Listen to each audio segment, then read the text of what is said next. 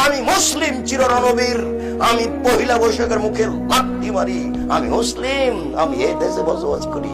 আমি 31st night ইংরেজি বছরের প্রথম দিবস মানবো কেন? আমি কি ইহুদির বাচ্চা?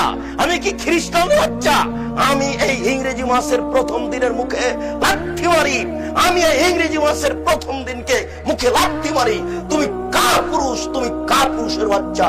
তোমার শরীরে পুজ আছে, তুমি মূর্খ, তুমি বর্বর, তুমি অসভ্য।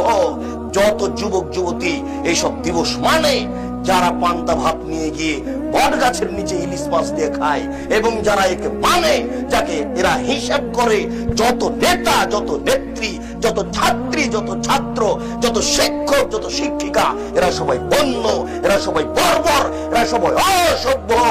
যারা এইসব দিনকে পালন করে, আমি আব্দুর রাজ্জাক যদি তাদের মূর্খ প্রমাণ না করতে পারি, আমি জাতির সামনে জিন্দেগি তার কোনোদিন আসবো না।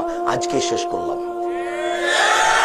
আমার মরা পর্যন্ত সময় থাকলো। বলেন কি আপনি?